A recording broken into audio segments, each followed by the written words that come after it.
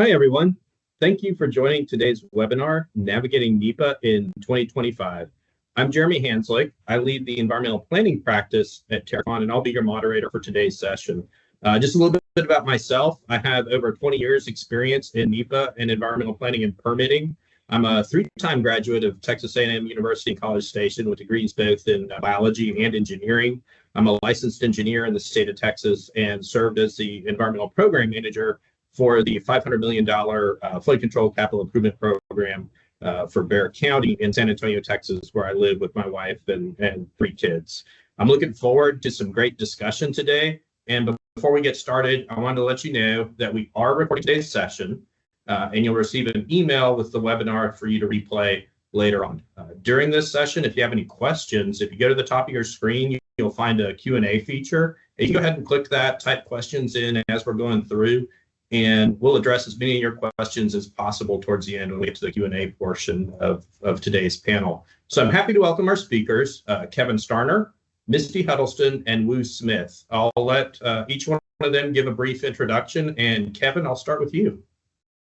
Thank you, Jeremy. Good afternoon, everyone. My name is Kevin Starner. I'm a NEPA department manager in Terracon's office in Harrisburg, Pennsylvania. I've been with Terracon for 27 years.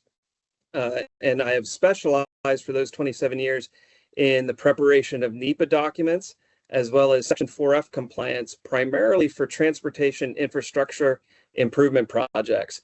And as a matter of fact, for about the last 15 years or so, I've actually served as an in-house consultant for the Pennsylvania Department of Transportation, doing environmental work directly for the department.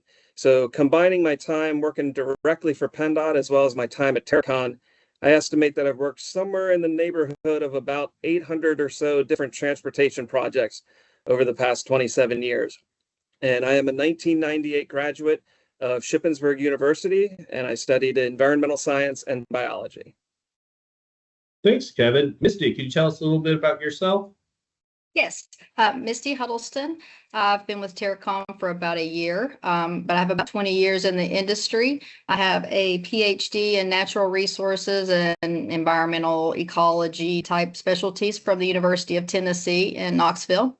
I am working out of the Knoxville office for Terracon, and what I do here is lead the regional lead for NEPA and environmental planning.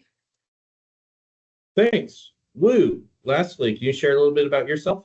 Yep. Good afternoon, everyone. My name is Woo Smith. I'm a principal and currently lead operations for Terracon's Louisville office in Kentucky.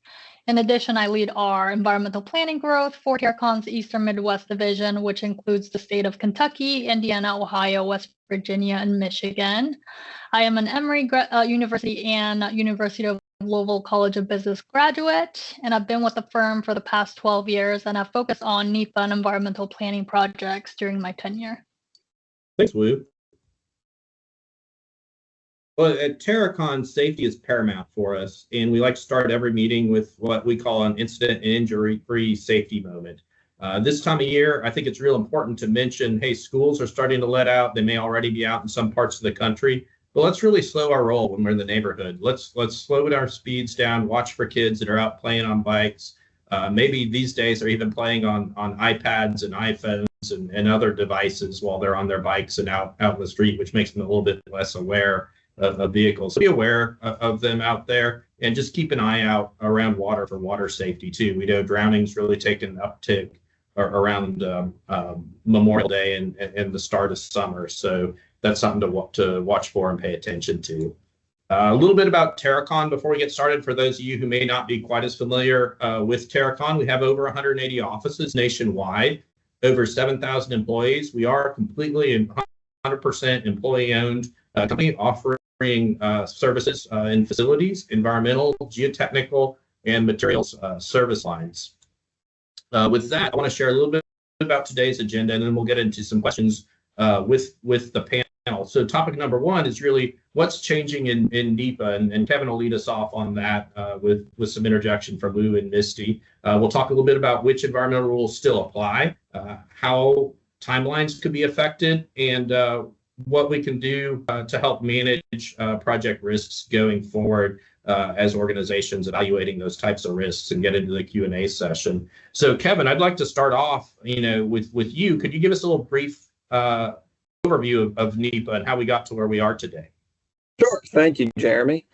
And I think, or at least I hope, as we go through this presentation today, I think you're going to find that the timing of this particular webinar, it's pretty profound. And what I mean by that is that over the course of the last 6 months, we've seen some substantive changes to NEPA, unlike anything that we've seen in the last 55 years. So again, I think the timeliness is, we're spot on in regard to some of the changes that are happening at the national level. But before we jump into some of those changes, I think it's important that we give a little bit of an overview of what is NEPA, where did it come from, what's the history, kind of how did we get here? So NEPA, I'm sure many of you have heard the terminology for NEPA, but it stands for the National Environmental Policy Act.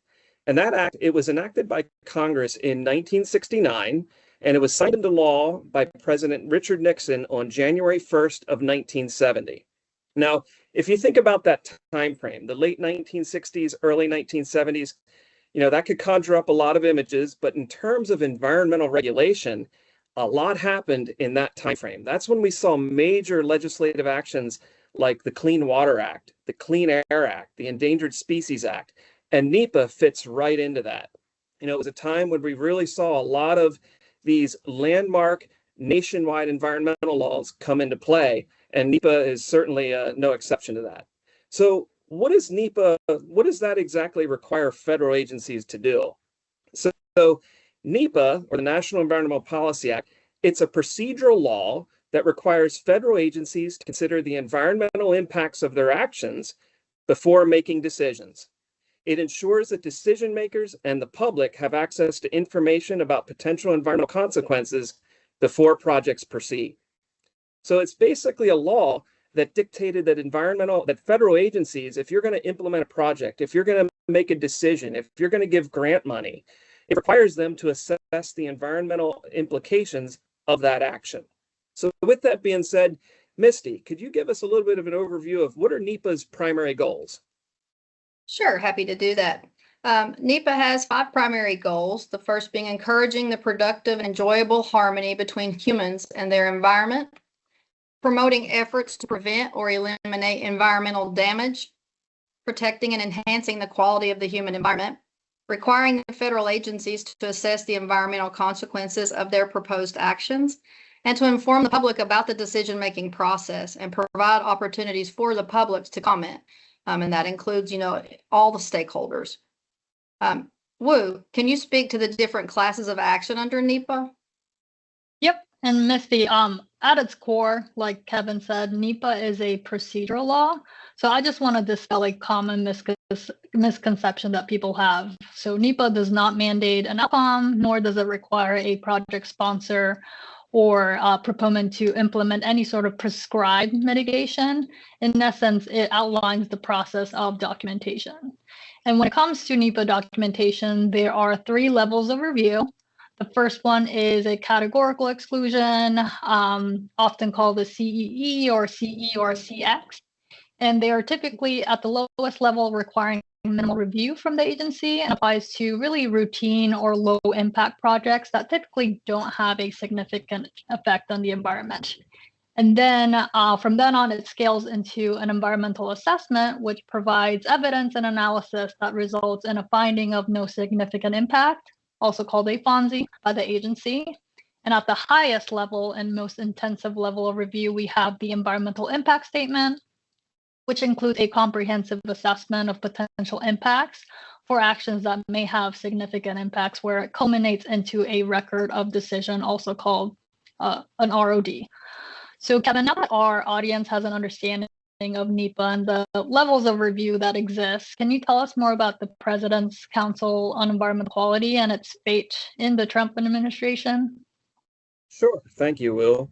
So that was a good background of kind of the legislative action of NEPA, but NEPA actually did one other thing. It also established this thing called the CEQ. Maybe you've heard of that. That stands for the Council on Environmental Quality. And that is an administrative office that's housed in the White House. So it's sometimes referred to as the President's Council on Environmental Quality. And what's interesting is that if right now today, if you were to go to the US EPA's website, this is what it says are the duties of CEQ as outlined in NEPA. First, the CEQ, one of their duties is to ensure that federal agencies meet their obligations under NEPA. That's pretty straightforward. Number two, CEQ oversees federal implementation of the environmental assessment process. Again, pretty straightforward. Number three, this is where it gets interesting, and you'll find that out as we go on in today's discussion. The third thing is that it's issuing regulations and other guidance to federal agencies regarding NEPA compliance. And I want you to focus on that first part, issuing regulations, because as we go through today, you're going to see that that might not necessarily be the case anymore. So that's kind of NEPA at its core. Let me jump forward just a few years. I want to go to May of 1977. Jimmy Carter was president at the time, and he issued an executive order. It was Executive Order 11991. The title of that executive order was called Relating to Protection and Enhancement of Environmental Quality. And what Jimmy Carter did in that executive order, he directed the CEQ to replace its non-binding NEPA guidance with actual NEPA implementing regulations, which of course the CEQ proceeded to do, right? It was a presidential executive order. They had to follow suit with that. So that led to the development of CEQ's initial NEPA implementing regulations in 1978. They were published in the Federal Register in 1978. So remember that date. We'll come back to that in a few minutes here. Thanks, Kevin. And one thing I think is probably top of mind for some of the viewers today is understanding some of the recent court changes that have occurred. I know even just last week, the Supreme Court was handing down a recent decision affecting NEPA. Can you explain some of the recent changes that we've seen with respect to those decisions? Sure. So let's go back to kind of the first substantive court case here back in November of 2024. And what happened in November is that the U.S. Court of Appeals for the D.C. Circuit Court, they issued a decision in the case of the Marin Audubon Society versus Federal Aviation Administration. And essentially what they did, the Marin Audubon, they sued FAA and the National Park Service. They sued in regard to their NEPA document. FAA had developed a NEPA document regarding air tours. So think airplanes, helicopters, things of that nature, air tours over national parks in the San Francisco Bay Area. So we're talking right around the Golden Gate Bridge. So the Marin Audubon Society wasn't too happy with the NEPA document that FAA put together, and they basically felt that they hadn't assessed the impacts to avian species thoroughly enough as part of that NEPA document. So they ended up suing. And what's interesting is that U.S. Court of Appeals, they issued a decision on the case. Again, this is just November here, about 6 months ago. The U.S. Court of Appeals for the D.C. Circuit Court, they found that the CEQ lacked authority to issue binding regulations, including its NEPA regulations. Now that's kind of interesting because that's not what the Marin Audubon Society was suing the FAA over. It really had nothing to do with CEQ's authority to develop NEPA implementing regulations, but that's what the court ultimately decided as part of their decision in that case. Now, let's fast forward a couple months. Let's go to February 3rd of 2025. Another court decision. This one occurred in a federal district court in North Dakota. And what that court did is they issued a decision expressly stating that the CEQ lacked authority to issue its May 2024 regulations, specifically its May 2024 regulations. So that case was brought by the state of Iowa, and it was done in conjunction with a coalition of 20 other states challenging the CEQ's regulations from May of 2024. So you might be asking yourself, well, what's the big deal about the May 2024 regs by CEQ? Well, those are Biden-era directives, and the May 2024 the regs from CEQ were specific to greenhouse gas emissions and climate change. So it tended to be fairly controversial because now we were talking about evaluating greenhouse gas emissions and climate change as part of NEPA documents. So in that particular decision, the court's decision closely followed the DC Circuit's analysis that the CEQ does not and never did have the regulatory authority to issue binding regulations. Essentially, the court reasoned that CEQ, which again, it was established by NEPA, the CEQ was authorized by statute only to make recommendations to the president, and it doesn't have the authority to implement binding regulations. So what that essentially did, if you think about it, that kind of called into question Jimmy Carter's 1977 executive order that directed the CEQ to develop formal implementing regulations. So essentially what happened as a result of these two court cases, it was determined that the CEQ never really had the authority to do what Jimmy Carter told them to do in that presidential executive order. So what I'd like to do, I'd like to read you a quote. This is from the court decision in Iowa versus the CEQ from February of this year. And here's what one of the things the court decided. They said, the first step to fixing a problem is admitting that you have one. The truth is that for the past 40 years, all three branches of government operated under the erroneous assumption that the CEQ had authority. But now everyone knows the state of the emperor's clothing, and it is something we cannot unsee. And here's kind of the take-home message from this decision.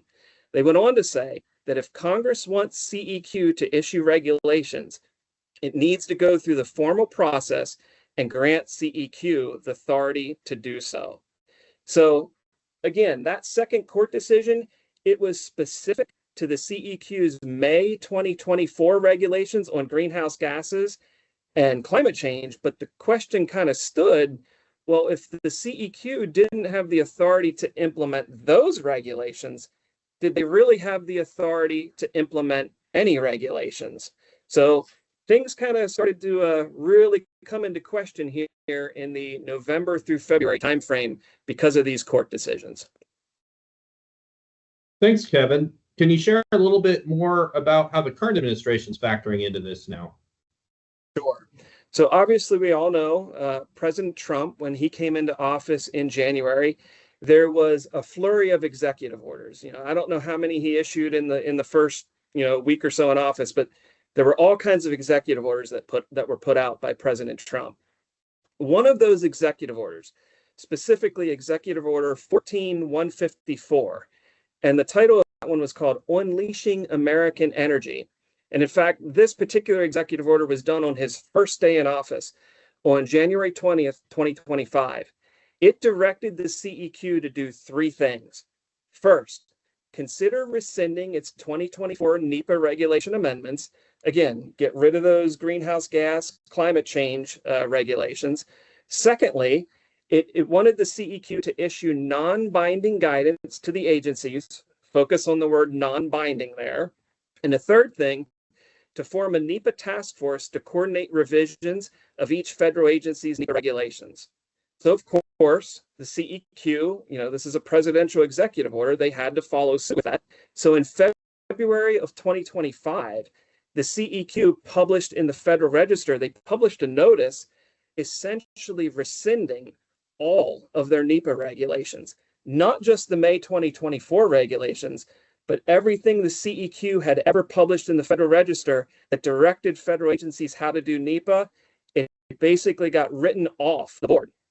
And that became effective on April 11th of 2025. So that's now in effect. CEQ's regulations are no more. And federal agencies, for the most part, are kind of in a little bit of a state of confusion at the moment, because without NEPA's implementing regulations, they're kind of left to their own devices to figure out NEPA. So one of the things that CEQ did in that February 25th notice is that they directed federal agencies to develop their own NEPA regulations. But in the interim, until you get that done, just kind of maintain the status quo and for the most part, sort of keep implementing NEPA the way that you've been doing it, essentially. So that's how the current administration has kind of factored into all these court decisions and combined to result in the elimination of CEQ's NEPA regulations. So, Kevin, what are some of the other recent changes to NEPA? I know there's been quite a few here recently. There have been, and this is where things again get really timely, because as Jeremy mentioned at the beginning of this presentation, there were some changes that have just happened last week. You know, we talked about court decisions a couple months ago and President Trump's executive orders, but we've seen some changes here just recently. So 3 of them in particular I'm going to highlight. I first want to talk about another one of Trump's executive orders. So let's go back again a couple months, then we'll get into the more current ones.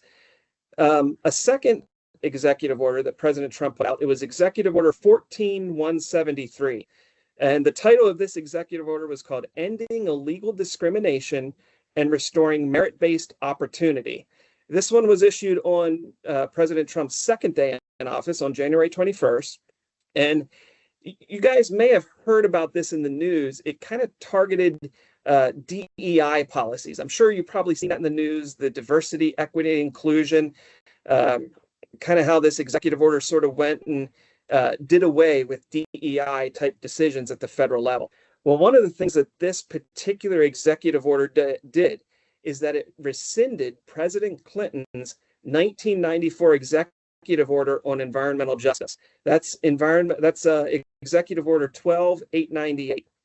And what environmental justice is, that was a law or an executive order, again, put out by President Clinton that basically required federal agencies as part of their NEPA documentation to assess disproportionate impacts to minority and low-income populations. It's what we call EJ, or environmental justice, in our NEPA documents.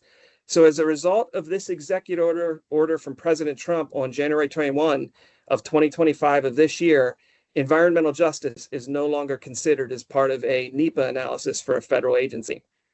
But there have been other changes, things that have happened more recently. In fact, one of them just happened last week. Last Wednesday, May 28th, the CEQ published a notice in the Federal Register. And we had talked about the May 2024 regulations for greenhouse gas and climate change. But one of the things that the CEQ had done before May, all the way back in January of 2023, again, as a result of the Biden administration, they had published some guidance, some interim guidance on how do we assess greenhouse gas emissions and how do we address climate change in NEPA documents. So what this Federal Register notice did just last week, it essentially eliminated CEQ's guidance on greenhouse gas emissions and climate change. So now, as a result of these changes, we no longer have guidance, nor do we have any regulations on greenhouse gas and climate change. So for all intents and purposes, those things no longer exist in the world of NEPA analysis for federal agencies. We most likely will not be doing greenhouse gas and climate change analysis in NEPA documents. So those are kind of some of the decisions and recent activity, but there's actually one more. And this is a big one. This just happened last Thursday of May 29th, just last week. And there was a decision that was put out by the U.S. Supreme Court in the case of the 7-county infrastructure coalition versus Eagle County, Colorado. That's the case at hand. And essentially what this particular case was about, it was for the Surface Transportation Board, or the STB. The Surface Transportation Board regulates new railroad construction in the United States.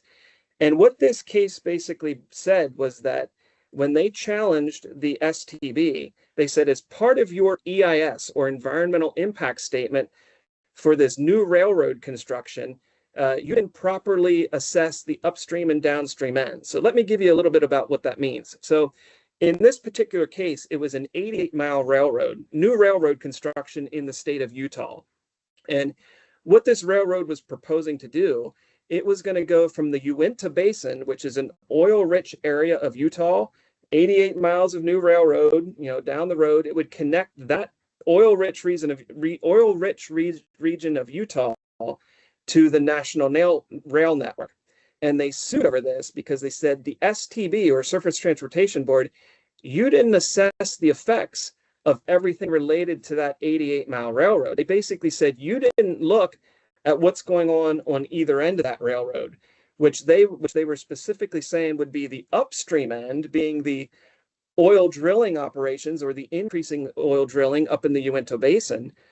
combined with the increase in oil refining on the downstream end of this 88-mile railroad.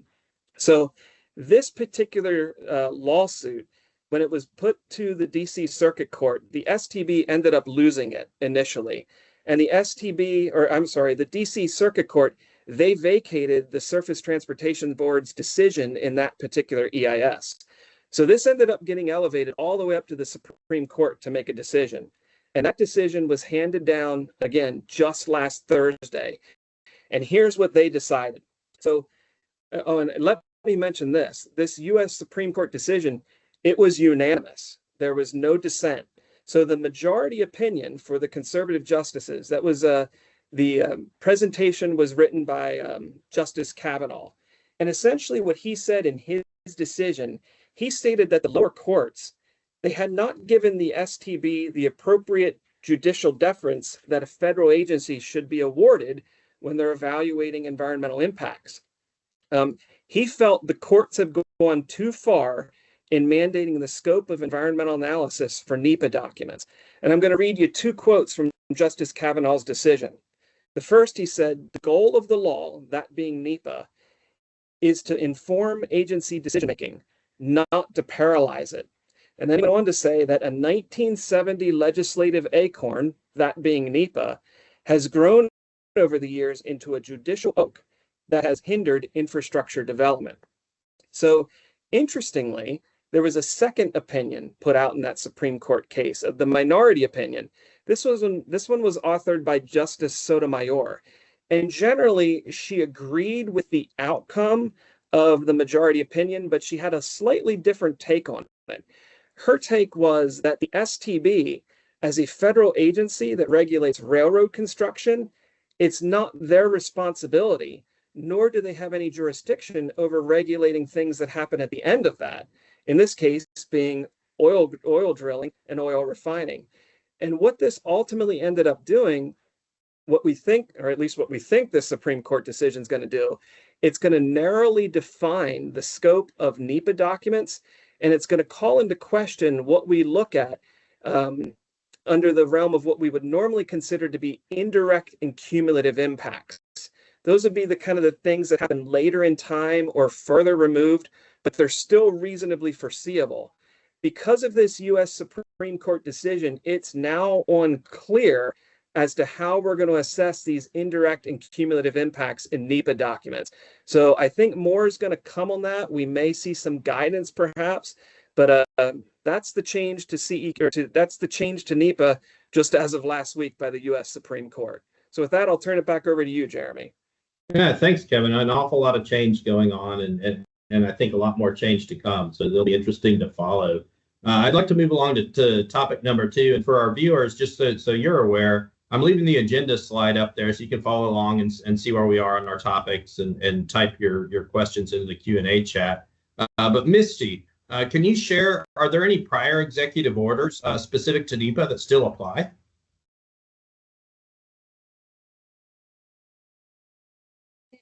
Specific orders that impact many of the existing executive orders. Specifically, the executive order on wetlands 11990 is still in effect. However, there were some others outside of NEPA that were affected by that rescission, that first executive order. One of them was Executive Order 14030, which was reinstate the federal flood risk management standard. That one has now been rescinded. It had originally been issued under the Biden administration with the intention of increasing the requirements and trying to encourage new federal projects to be built to higher flood resiliency standards. But with that being rescinded now, we roll back to typical FEMA process, which is the 1% annual chance floodplain for non-critical actions, or the 100-year, and then the 500-year or 0.2% annual chance floodplain for critical actions. So Misty, we heard from Kevin that Executive Order 14173 has been eliminated, but that begs the question: how are disadvantaged and low-income populations being addressed with this change? Sure. So in working through these projects with some clients, though, and looking at specifically at what the NEPA regulation itself requires, we still need to speak to many of the topics that were previously covered under environmental justice. There was extension affects the language from the prior executive order, which essentially was about making this comparison of or determination of disproportionality of impacts on environmental justice communities. So now we can still continue to present information on the socioeconomics of a project and the demographics of the communities that would be affected. We can present that under the socioeconomic section of a typical NEPA package. We just need to avoid the use of terms like environmental justice, and we wouldn't be making that disproportionality comparison. That makes sense. And I'm kind of curious, what about, say, the Endangered Species Act and other federal regulations? Will the recent changes impact coordination and consultation requirements for those? Sure. So there have been some recent changes specific to those items as well. In April of 2025, the U.S. Fish and Wildlife Service and the National Marine Fisheries Service proposed a rule to rescind the longstanding definition of harm under the Endangered Species Act. The previous definition included indirect impacts, such as habitat modification that could impair essential behaviors. Under the new proposed definition, it would limit harm to direct intentional actions that physically injure or kill protected species. So it's a significant change. The impact it would be to reduce from this change looks to be a reduction in the number of projects that would require Section 7 consultation, especially those with indirect effects like habitat degradation. And for folks that work in this area, I'm sure many can think of some examples right off the top of my head. I think about all of the many bat surveys that are triggered based on just habitat requirements. So this could have a significant impact to the work that we do. So Misty, I'm kind of curious now, what about historic preservation and Section 106 of the National Historic Preservation Act? Yes, there have been some, let's see, under the second Trump administration, there have been notable shifts in the approach to cultural resources protection. Though no formal repeal has happened to the National Historic Preservation Act itself. There's been a deprioritization of cultural resources protections. They've signaled an intention or a reduction in emphasis on cultural and historic preservation for project planning and an interest in streamlining the Section 106 reviews process. And the agencies themselves from the administration have been encouraged to limit the scope and duration of their consultations with the state historic preservation offices and the tribal historic preservation officers and other stakeholders. There are also constraints that have come with the changes in the administration that are affecting that process as well, with impacts on or significant cuts to the Advisory Council on Historic Preservation and the National Park Service Historic Preservation Fund. And essentially, these changes in funding, in addition to all the changes in the law, are going to have the ability to impair the capacity of these agencies to carry out their mandated reviews and grants under the National Historic Preservation Act. Well, thanks. And what about changes to other environmental rules kind of covered under the whole NEPA umbrella? Sure. So most of the existing, unless they've been changed outside of the executive order process, changes like the Clean Water Act that were done prior to this administration, those laws all still apply and are applicable. And as NEPA is an umbrella rule, we still have to comply with the Endangered Species Act, the National Historic Preservation Act, and all of those requirements. But in 2025, the administration also issued, I think this one is under a memo, an emergency permitting procedure, which came out in April, that implemented the declaration of the national emergency or national energy emergency. And within that memo, it details procedures that will significantly alter how environmental laws like NEPA and the Endangered Species Act and the National Historic Preservation Act are applied in what are deemed urgent energy-related projects. The key features of this is that it is triggered by President Trump's declaration of a national energy emergency, and it justifies each of the agencies responsible for executing the Endangered Species Act or the cultural resources. Those agencies have to use the emergency procedures under their own regulations. And what does this essentially accomplish? Well, it results in a compressed timeline for NEPA projects that requires the agencies to complete their environmental reviews for environmental assessments. And it's been reduced from 1 year to 14 days. And for environmental impact statements, which has been reduced from the typical 2-year timeline for the whole project to a 28-day permitting review cycle. There's already been one project that submitted to be covered under this emergency procedure, and it has been approved. And we will talk about that one more here in a moment. And then under the Section 7 consultations, they will now use the emergency procedure on a specific type of projects, allowing those agencies to move forward with and proceed without full consultation if it's deemed necessary. And a similar process under the Historical Preservation Act. So for the projects where this would apply, oil, gas, coal, and uranium, biofuels, geothermal and hydropower, critical minerals, and infrastructure for energy production, transportation, and refining. The coordination will essentially reduce interagency coordination. It eliminates the public involvement phase and, shortens the timeline for those agency reviews. And they encourage agencies to self-certify their compliance under the emergency conditions.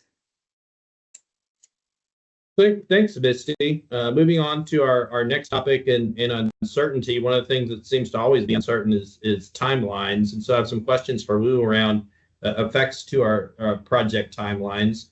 So Wu, these changes to NEPA, they were designed to streamline the process. I think Misty was talking a little bit about that under the emergency clause, and create efficiency. Are you seeing the effects? So yeah, Jeremy, we're seeing specific pockets of industries experiencing this streamlined and more efficient environmental review process, but those are specifically projects tied to traditional domestic energy development. Missy already kind of referenced that project early on, but there is an ultra expedited project that just went through the review process. But I do believe it's a little bit too early to see efficiencies broadly across agencies yet, especially in the uncertain regulatory landscape. So let's go back to Trump's first presidency. The administration introduced significant changes to NEPA in order to expedite reviews for infrastructure projects. So this included presumptive time limits, so 1 year for completing environmental assessments and 2 years for environmental impact statements, as well as page limits for both EA and EIS documentation. So fast forward to Trump's second presidency now, as Kevin referenced earlier, the CEQ proposed shifting NEPA responsibility to individual federal agencies rather than maintaining a single standardized approach at the federal level. So what this means is that it places federal agencies in charge of their own NEPA procedures.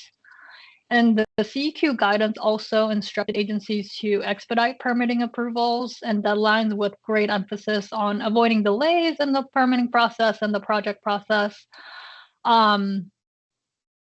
So therefore, agencies are really encouraged to revise their current NEPA procedures, keeping this number one priority in mind. So while the 2020 NEPA reforms introduced time and page limits to accelerate the NEPA process, the 2025 rescission of the CEQ's regulations marked a really more profound shift by eliminating the centralized guidelines that ensured consistency across the agency, all in an effort to expedite and simplify the permitting process moving forward. So while additional efficiencies are intended and anticipated, I don't think we'll see any true effects of this until at the earliest, early next year. And this is why. So under the CEQ guidance issued in February of this year, federal agencies have to revise their NEPA implementing procedures or establish new ones if they don't have any within 1 year, which puts the deadline to next February 19th of 2026. So in short, federal agencies have a deadline of next February to reform their NEPA procedures. And keep in mind, each agency's new or revised regulations must undergo the notice and comment rulemaking process, which also opens them up for, facing legal challenges from various stakeholders along the way. And we need to keep in mind that, some agencies have really, really robust NEPA procedures already in place that may be modified. So think about like Department of Defense, but others will be facing a much steeper learning curve in adapting, especially if they have not already promulgated their own NEPA regulations. And they may need to, build whole new NEPA frameworks moving forward.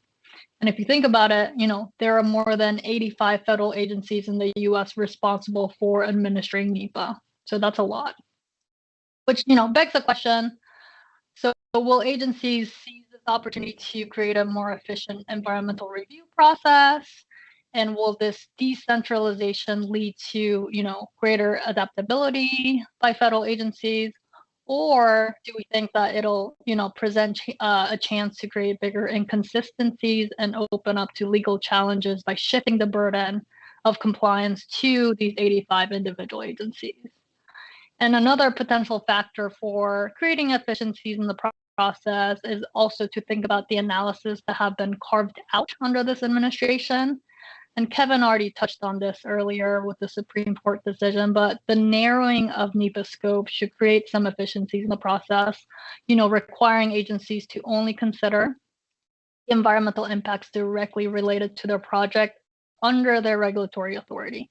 And the administration has also eliminated environmental justice, greenhouse gas emission, and climate change analysis and reviews, which, depending on what the federal action is, where it's located, the scope and scale of the project, those could be substantial analysis that is now removed from consideration. So now let's talk about that Velvet Wood project. This is the one that Misty had referenced. A lot of you may be already familiar with it. It's gotten some quite heavy press in the news last week. But this is where you'll see efficiencies and expedited reviews with domestic fossil fuel and mining projects. So the Velvet Wood uranium and vanadium project is in San Juan County, Utah. And it's really become a focal point in NEPA recently, in the news recently. And it's the first project to undergo this ultra expedited review process.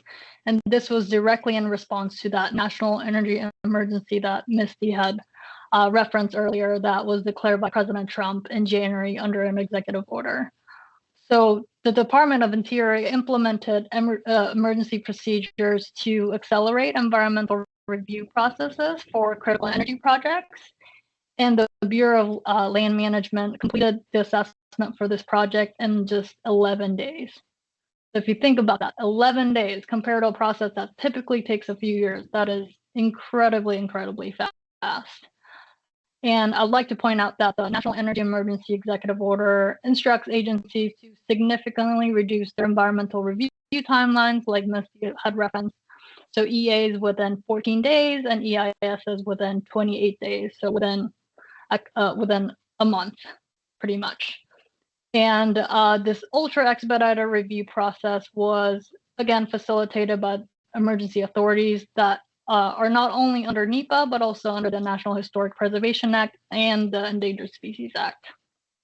And of course, as many of you guys can predict, there are already concerns about the project from many stakeholders, such as tribal nations and environmental groups that are questioning the project's actual impacts on things such as water, transportation, and cultural resources.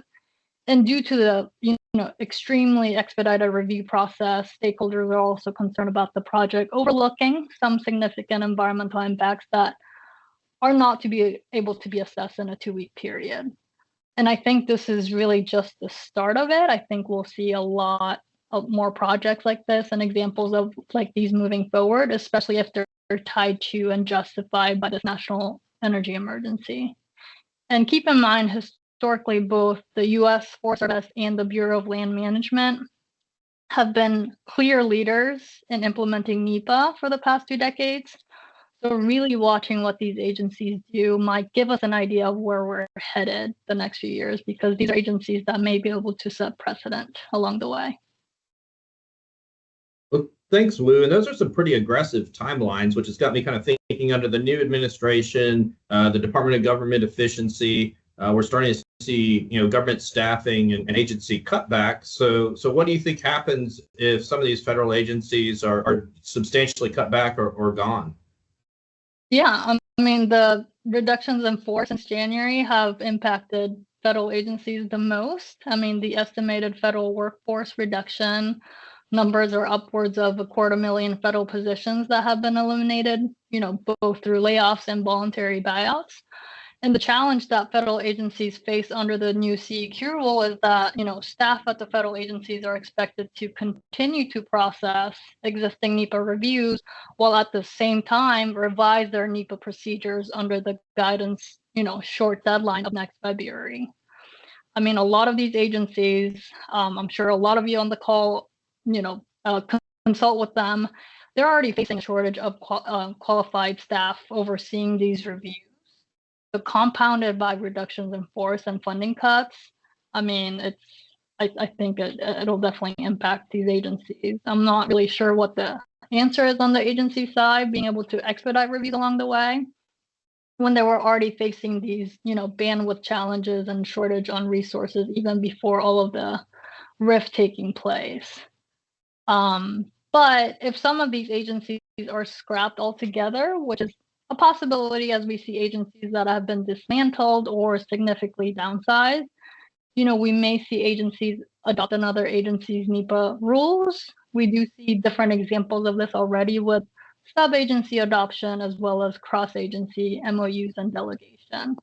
So like as an example with sub-agency adoption, the National Telecommunications and Information Administration, they're a sub-agency to the Department of Commerce. So the NTIA follows, the overarching administrative, legal, and environmental compliance frameworks for the Department of Commerce. And with cross-agency MOUs and delegation, there may be projects where both Fish and Wildlife Service and Army Corps issue joint approvals, or examples where both Forest Service and Bureau of Land Management are involved and one agency acts as the lead federal agency and the other agency adopts that agency's NEPA document.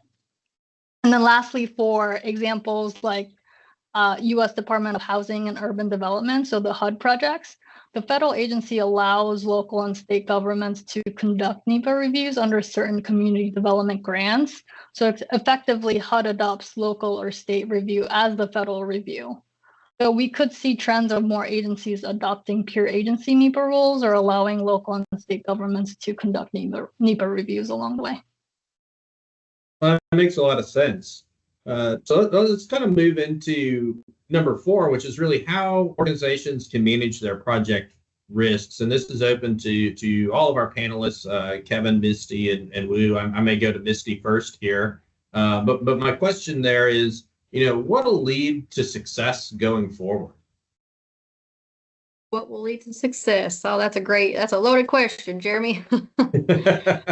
Yeah, I think considering the amount of uncertainty and the amount of change that we are tracking right now, I think, staying on top of the changes is first and foremost the keys to being successful, because it's changing literally as the days turn. But also, trying to plan for that uncertainty. One of the ways that they can do that, clients can do that, is look at things like environmental justice, for example. Some states may still require that kind of study to be completed, even though it's not required or really, allowed, if you want to use the term, under the federal approach. But clients may want to still consider performing studies like these and holding them in-house.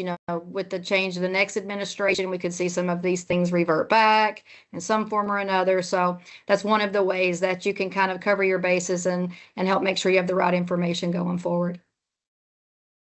Thanks. Yeah. Kevin, what are your thoughts on how to be successful going forward? So my thought on that is that if you're someone who's engaged in doing a NEPA analysis right now, coordinate with your jurisdictional official. I think that's the key thing. There's a lot of things changing. In some cases, things are happening overnight. We talked about 2 changes just last week. They might not exactly know the answer to all that right now, but as long as you stay in touch with the federal agency person that you're working with and who's overseeing that NEPA document, they should be able to give you some kind of advice, suggestions, or guidance on what to do. So again, my suggestion is keep coordination ongoing, keep those lines of communication open, and make sure that you're touching base, because changes are happening pretty quickly here. Thanks. And I'll give the final word on this to Wu. Success going forward. My recommendation is very much aligned with what Kevin and Misty have already said, but for project sponsors and applicants, I would say be proactive. while consultation and public involvement process may be halted until, you can officially kick off a project with the federal agency, but you can still familiarize yourself with the project at hand. On a desktop level, get a grasp of your project's potential impacts when it comes to natural resources and cultural resources, and arm yourself with as much information up front so you can really understand the types of hurdles or challenges that your projects may face once it's finally kicked off. Thanks. Let's go ahead and go to some of the questions from our audience. If you haven't already, feel free to go to the top, go to that little Q&A button, start typing some of your questions in there. And one that I saw is a question about, hey, what will happen with CEQ regulations? Will the federal agency elect to just adopt the CEQ regulations that have been rescinded? Thoughts on that? Sure, I can give an answer to that. I think federal agencies could do that. I think Misty may have mentioned this. I think federal agencies that have their NEPA regulations already codified in the Federal Register, there's a good chance that some of these federal agencies might maybe pirate some of them and take them and borrow from them and tweak them to the particulars or the specifics of what they do within that federal agency. I think we could end up seeing that. At the end of the day, I think a number of federal agencies have kind of been left scratching their head a little bit on what do we want to do? How do we want to address the requirement to expedite NEPA, but at the same time still kind of meet the requirements of what the legislative act did in its first place? So I think there's going to be some questions that get answered over the next year or so. But certainly, yeah, I think you could see some copying and pasting, some pirating. I think that could happen. All right, and I have one quick question here that I'll answer myself. And the viewer wrote, "Great discussion. Will a recording be available for me to share with my coworkers in the future?" And the answer is yes. Everyone who registered for this will receive an email with a link to the recording of this, and you're welcome to share that with your coworkers or view that in the office over lunch or whatever you want to do there. Another question that popped up here is, I may have missed it, but EAs now have to be completed within 14 days. Is that what you said? I think what we're stating, under the emergency procedure, I think what they're stating is that once you, the way I envision this is once you have your package ready, it would eliminate the public involvement phase. So you would submit the final for the review with the agency, and the agency then has that timeline to complete their review of the project. Okay. Yeah, and those are projects directly under that national energy emergency. Right. Yeah. All right. Here's another question for you, also related to the national energy emergency order. It says, how do projects get placed on the emergency energy order for the expedited 2-week environmental assessment? I'm not sure if there was enough information in that announcement about the process, but I think they just need to reach out to their regulator and indicate that they want to be reviewed under that expedited process. And if they meet the classifications that qualify for it, that should be the criteria. I did note on that list that I did not see solar or wind renewables, but hydropower was included. Okay. Oh, here's an interesting question. The viewer wrote, if the CEQ regulations were rescinded because Congress didn't explicitly give CEQ the authority to promulgate binding NEPA regulations, would the same argument apply to agency-specific NEPA regulations, or did Congress give those agencies the authority? Yeah, so I'll take a stab at that one. That's a great question. And that has to do with the way that CEQ was created through the implementation of NEPA. Remember, CEQ is an outgrowth of the law itself. Federal agencies are not an outgrowth of NEPA. They just have to comply with it. So I think the federal agencies still have the authority to implement and develop regulations consistent with their purview and consistent with their charge for whatever, with defense, transportation, railroads, whatever the case may be. So I don't think that the recent decision about the CEQ necessarily applies to federal agencies at all. I think we're talking apples and oranges, two different things. Thanks, Kevin. Here's another question, and this may be one you'd have an interest in responding to as well. but all our panelists are welcome to. And the question is about cumulative impacts. Are cumulative impacts still going to be an impact category in NEPA? Remains to be seen. That is a great question. And again, keep in mind this U.S. Supreme Court decision, this just came out last Thursday. So this is fresh off the presses. And I think we need to give this some time for federal agencies to kind of digest this and figure out what we're going to do. Yes, I guess the possibility exists that indirect and cumulative impacts could potentially go away. I'm not saying that, though. I think we need some time to see that flesh out. If they stay, if indirect and cumulative impacts stay, I think you're going to see a different type of scope for them. I think the analysis will be inherently different based on this U.S. Supreme Court decision. I just think at this point it's too early to say. All right. We also had another question in here, and I'll share the answer with the viewers. Someone was asking about if this would count, I think, as a continuing education credit. We can certainly provide certificates of attendance if you reach out to us, and we can get those for you. As far as whether that qualifies or not, that will be up to your own certifying agency, but we can send those out. And another question that I have here, someone's asking, will NEPA actually be faster and less expensive with these changes? What does the panel think? I think it's probably going to be project specific. That might be the right answer. I think there's some larger, more complicated projects that might have required more robust greenhouse gas analyses. I've worked on some of those projects. They would have benefited from these changes for sure in timeline and price or costs. But then there's others where the changes and the uncertainty they've created, I think, will lead to delays and more costs. So I think it's going to be a mixed bag.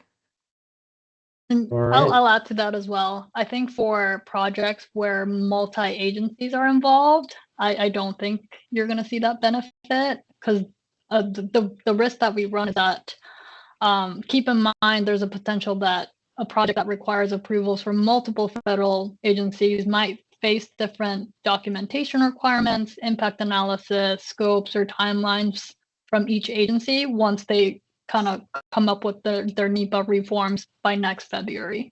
So you might be looking at two different types of analysis if multi-agency these are involved for your specific project. I totally agree with everything was just said there. I think within the confines of a particular federal agency, you have the potential to see some efficiencies that streamline things. But if you're a NEPA practitioner who does NEPA documents for multiple federal agencies, there is a very good chance you could start to see inconsistencies between federal agencies that could result in potential delays. Again, I think it's too early. I think that all remains to be seen, but it could go either way, depending on the agency and depending on how many agencies you're working for. Okay, I have a question here actually directed to Wu. The question is, Wu, is this the case for cell tower projects? Does this apply to cell tower projects? Remains to be seen. We shall see if the FCC also, comes out with their own NEPA reforms. There's definitely a big push from the lobbying arm for just communications in general. So I do anticipate some kind of more streamlined system, but we'll see if that also bleeds over with like broadband and other digital infrastructure type of agencies too. Thanks, Wu. We have time for one last question, I think, and I'm going to go ahead and put the slide up with contact information for others that have more questions. If you want to reach out by phone or email and ask your questions of our panelists, feel free. This last question that I have here says, could this change have an impact on connected actions? Will agencies stick just to analyzing portions of the project within their lands? Yeah, I'll take a shot at that because that's speaking to the U.S. Supreme Court decision. So it has the potential to affect connected actions, but remember, connected actions are a specifically defined thing through case law that connected actions have to go through what they call that but-for analysis.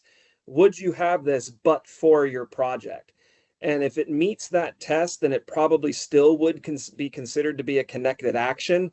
The question is, does this Supreme Court decision affect that but for test at all? I don't think it does, but again, it's still too new. I know that's a kind of a scapegoat answer, but I guess it truly remains to be seen. But I think connected actions will still stick around because they are their own thing defined through the courts and through case law. All right, thank you. Oh, go ahead. I would add on that. Yeah, I was going to add on that one, Jeremy. I've worked on a project where I had 3 different federal agencies involved, large complex project. And this really drives home some of the issues we saw on that one with public comments about upstream and downstream effects. And they crossed the agencies. Some part of it was under the purview of one, where some part of it was viewed as potentially under the purview of the other. So I think that this Supreme Court decision does help in some instances like that. I think that, we'll still have the connected actions, but it will help the agencies more clearly define the cutoff points and stay in their lanes, and respond to public involvement when we're tasked about it. Well, thank you, Misty. I guess you get the last word there. And I'd like to thank all of our viewers for calling in, asking a lot of good questions. Again, feel free to reach out to the panelists with the contact information on the screen, and we'll go ahead and close this down. Thank you very much.